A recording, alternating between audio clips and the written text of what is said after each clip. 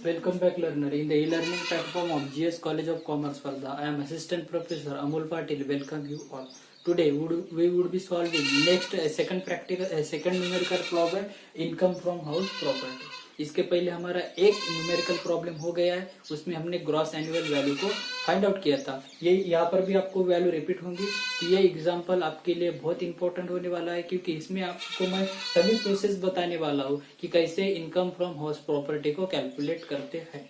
Okay, तो ये video तो आप अंत तक देखिए। इसमें आपको एग्जाम्पल ये जो आपके जो वीडियो रहेगा उसके नीचे एक लिंक रहेंगे, उस लिंक पर जाइए, उसको डाउनलोड कीजिए और मेरे साथ एग्जाम्पल को पहले तो एग्जाम्पल समझ लीजिए और मेरे साथ एग्जाम्पल को सॉल्व कीजिए। तो यह एग्जाम्पल सॉल्व करना बहुत इजी है। तो सबसे पहले हम लिखते हैं, इसको क्या करना पड़ता है। सबसे पहले हम एक्सपेक्टेड रेंट कैलकुलेट करते हैं। क्या कैलकुलेट करते हैं, कौन सी वैल्यू कैलकुलेट करते हैं? Expected rent.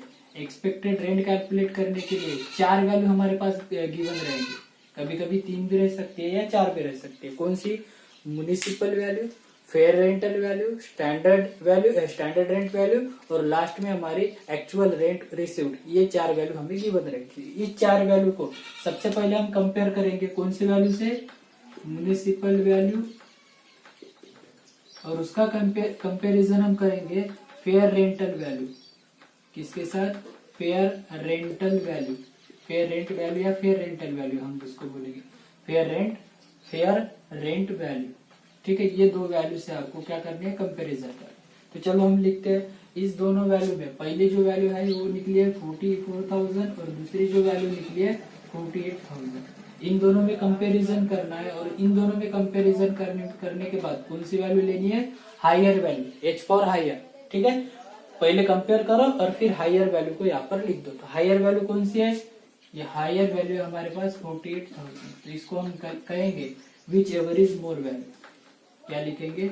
Which ever is more. ये आपको दो चार एग्जांपल में लिखना है, which ever is more, which ever is less. Just जब आपको समझेगा तो आप ये नहीं लिखे तो भी चलेगा। ठीक है, तो विच एवर इज मोर की वैल्यू हमारे पास निकल के आएगी 48,000। देन इसके बाद हम इसका कंपैरिजन किस वैल्यू से करते हैं? जो तीसरी वैल्यू है जिसका नाम है स्टैंडर्ड रेंट। जिसका नाम क्या है? Standard rent. स्टैंडर्ड रेंट की भी वैल्यू हमारे पास गिवन है। स्टैंडर्ड रेंट हमारे पास है 36,000। इन दोनों में कंपैरिजन कर दे। कौन सी दो value? Which ever is more value और स्टैंडर्ड रेंट वैल्यू। इन दोनों का कंपैरिजन करके एक वैल्यू लेते हैं। कौन सी वैल्यू लेते हैं? L for lower. Which ever is less value यहाँ पर लिखते हैं और उस वैल्यू को नाम देते हैं एक्सपेक्टेड रेंट। उस वैल्यू को क्या कहते हैं? Expected rent. Which ever is less, which ever is less. तो कौन सी वैल्यू है विच एवर इज लेस? 36,000। ये हो गई वैल्यू। ओके, और इसको हम कहेंगे एक्सपेक्टेड रेंट। इसका मतलब क्या होता है कि कम से कम आपको इतना रेंट रिसीव्ड होना ही चाहिए गवर्नमेंट के हिसाब से। उससे ज्यादा मिलता है तो ठीक है, अगर उससे कम मिलते हैं तो आप झूठ बोल रहे हैं, ऐसा होता है। या आपको यही वैल्यू यहाँ पर लिखनी पड़ेगी। उसके बाद एक्सपेक्टेड रेंट की कंपैरिजन करते हैं हम एक्चुअल रेंट रिसीव्ड के साथ। एक्चुअल रेंट रिसीव्ड के साथ। एक्चुअल रेंट रिसीव्ड हमारे पास गिवन है 37,200। इन दोनों का कंपैरिजन करते हैं और इन दोनों का कंपैरिजन करने के बाद जो वैल्यू निकल के आती है उस वैल्यू को क्या कहते हैं? 30। कितनी वैल्यू है? कौन सी वैल्यू लेनी है? Higher value. कौन सी वैल्यू लेनी है? Higher value. और उस वैल्यू को नाम देंगे हम ग्रॉस एनुअल वैल्यू। उस वैल्यू को नाम देंगे हम ग्रॉस एनुअल वैल्यू। ओके, समझ में आया? सबसे पहले क्या किया हमने? दो वैल्यू का कंपैरिजन किया, फिर निकाली which ever is more value. Which ever is more value का कंपैरिजन हमने स्टैंडर्ड रेंट से किया, फिर निकाला which ever is less value जिसको हमने नाम दिया एक्सपेक्टेड रेंट। इसका कंपैरिजन एक्चुअल रेंट रिसीव्ड से किया। इसमें से कौन सी वैल्यू निकाली? मोर वैल्यू और उसको नाम दिया कितना? ग्रॉस एनुअल वैल्यू, और उतनी वैल्यू निकली 37,200। ओके, तो ये हो गया हमारा ग्रॉस एनुअल वैल्यू तक का सब। फिर हमें क्या करना पड़ता है? ग्रॉस एनुअल वैल्यू में से लेस करना पड़ता है क्या? Municipal tax. क्या लेस करना पड़ता है? Municipal tax. पर यहाँ पे ध्यान रखना, म्युनिसिपल टैक्स आप लेस करेंगे तो वो पेड बाय ओनर ही होना चाहिए, टेनेंट नहीं। Paid by owner, paid by owner, only owner का ही आप इसको डिडक्शन देंगे, टेनेंट का नहीं। ठीक है, टेनेंट मतलब कौन, जिसको आप रेंट पर हाउस दिया उसको बोलेंगे टेनेंट। ठीक है, जिससे हम सिंपल भाषा में भाड़े करू कहते हैं।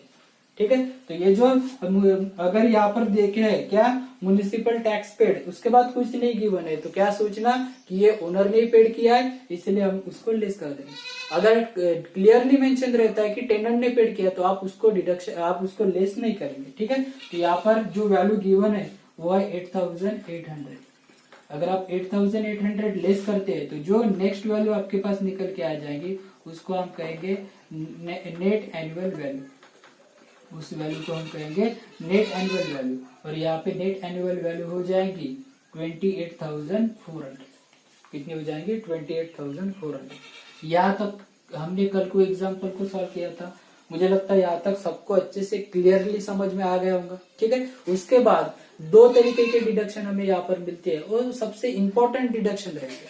वो डिडक्शन क्या है ये आज हम यहाँ पर सीखने वाले हैं। तो इसके लिए मैं अलग से ही आपको प्रोविजन करके देता हूँ, आप उसको अपने नोटबुक में कैरी डाउन करके लिख दी। ठीक है, डिडक्शन मिलने वाले, कौन सी डिडक्शन रहती है, ये डिडक्शन रहते हैं under section 24A and B। दो ही डिडक्शन यहाँ पर हमें मिलती है अंडर सेक्शन 24A और B। ठीक है, तो इसमें से पहला जो डिडक्शन मिलता है जिसका नाम है स्टैंडर्ड डिडक्शन, और दूसरा जो डिडक्शन मिलता है उसका नाम है इंटरेस्ट ऑन लोन। ठीक है, दो तरीके के डिडक्शन है। पहला डिडक्शन है स्टैंडर्ड डिडक्शन, स्टैंडर्ड डिडक्शन, और दूसरा नाम है इंटरेस्ट ऑन लोन। दो तरीके के डिडक्शन है, एक है डिडक्शन स्टैंडर्ड डिडक्शन और दूसरा डिडक्शन है इंटरेस्ट ऑन लोन। तो दो तरीके का डिडक्शन आपको यहाँ पर मिलते हैं। तो ये डिडक्शन होते क्या है ये आपको अच्छे से समझ लेना है। तो दो तरीके के डिडक्शन इसलिए देते हैं। स्टैंडर्ड डिडक्शन का मीनिंग होता है कि आप बोल रहे हैं कि हमने तो गवर्नमेंट को बोला कि हमें रेंट मिला, ठीक है, पर हमने उसके लिए कुछ एक्सपेंसेस भी किए और आप उस एक्सपेंसेस को बड़ा चढ़ा कर दिखा रहे कि हमने ये एक्सपेंसेस किए, वो एक्सपेंसेस किए, इतने सारे एक्सपेंसेस हो गए, वो ज्यादा के एक्सपेंसेस आप दिखा रहे थे। इस केस में गवर्नमेंट आपको डिडक्शन देगी, पर गवर्नमेंट क्या बोलती है, आपने जितने भी एक्सपेंसेस किए, ठीक है, हमें एक्सपेक्ट है, मतलब जो भी ये है, पर हम उसको सिर्फ स्टैंडर्ड डिडक्शन ही देंगे, क्योंकि आप तो ज्यादा एक्सपेंसेस दिखाएंगे और बोलेंगे कि हमें कोई इनकम ही नहीं हो गया। तो इस केस में गवर्नमेंट ने एक क्राइटेरिया रख दिया कि आपको स्टैंडर्ड डिडक्शन मिलेगा, और स्टैंडर्ड डिडक्शन के ऊपर आपको दूसरा कोई भी एक्सपेंसेस का डिडक्शन नहीं मिलेगा, सिर्फ इंटरेस्ट ऑन लोन छोड़ के। ठीक है, तो इसमें हम क्या कहेंगे, स्टैंडर्ड डिडक्शन देंगे। और कितना देना पड़ता है, तो उसका रेट फिक्स है 30% of NEV, 30% of NEV. Objective में आपको आंसर पूछ सकता है कि स्टैंडर्ड डिडक्शन का रेट कितना होता है, तो 30% ऑफ एनईवी उसका रेट होता है। ठीक है, एनईवी के 30%। हम यहाँ पर निकालेंगे दो तरीके के डिडक्शन। पहला है deduction under section 24A and B, A and B। पहला deduction standard deduction, standard deduction कितना है, 30% of NEV, 30% of NEV. NEV कितनी निकली है, 28,400 के 30% अगर आप निकालते तो ये हो जाएंगे 8,520। कितना हो जाएगा, 8,520। देन दूसरा जो डिडक्शन है वो है इंटरेस्ट ऑन लोन वाला है। इंटरेस्ट ऑन लोन आपको भी डिडक्शन मिलता है। तो इंटरेस्ट ऑन लोन में कौन से लोन का इंटरेस्ट आपको डिडक्शन में आएगा और कौन से लोन का इंटरेस्ट आपको नहीं मिलेगा। अगर आप इसमें भी दो तरीके के इंटरेस्ट आते हैं, एक है इंटरेस्ट आते हैं, मतलब डिडक्शन आते हैं। पहला है इंटरेस्ट पेड, और दूसरा है प्री कंस्ट्रक्शन पीरियड,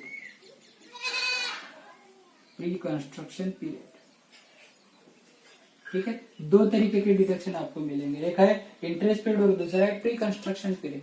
अब ये इंटरेस्ट पेड वाला डिडक्शन तो आपको क्लियरली मेंशन रहेगा कि इंटरेस्ट पेड है। ये प्री कंस्ट्रक्शन क्या रहती है, तो इसके लिए अलग से लेक्चर हम लेंगे और उस लेक्चर में पूरा प्री कंस्ट्रक्शन का ही मतलब यहाँ पर पूरा पूरा का पूरा कॉन्सेप्ट समझ लेंगे। ठीक है, तो यहाँ पे हमें दो तरीके के डिडक्शन रहेंगे, एक इंटरेस्ट पेड वाला और एक प्री कंस्ट्रक्शन पीरियड वाला। यहाँ पर कौन सा इंटरेस्ट आपको अलाउ होगा?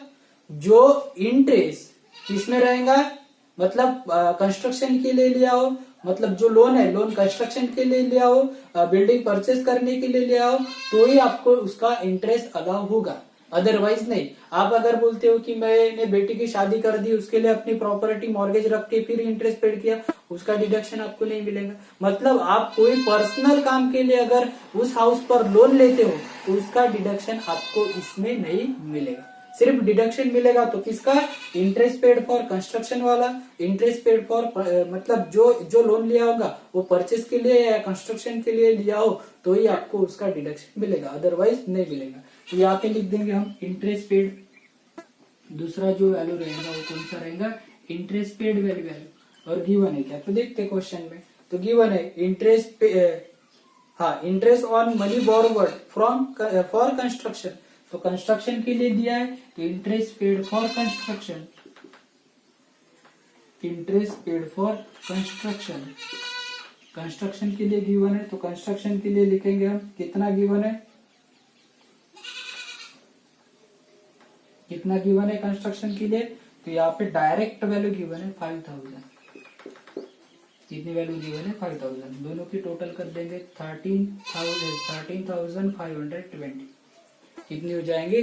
13,520। अगर आप उसको लेस करते हैं तो वैल्यू निकल के आ जाएंगी 084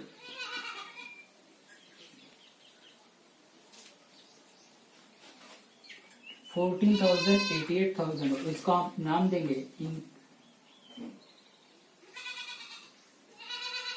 taxable income from house property. इसको हम नाम देंगे taxable income from house property. ये हो जाएगा आपका प्रॉपर। ठीक है, तो आपको समझ में आ गया होगा कि इनकम फ्रॉम हाउस प्रॉपर्टी में उसका कैलकुलेशन कैसे करते हैं।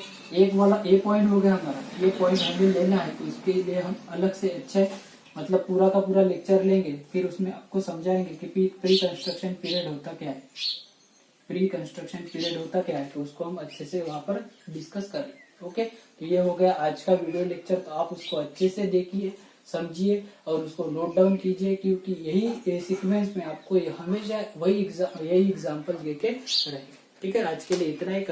हम कल दूसरा एग्जाम्पल के साथ जुड़ेंगे और दूसरा कॉन्सेप्ट हम देखेंगे। ओके।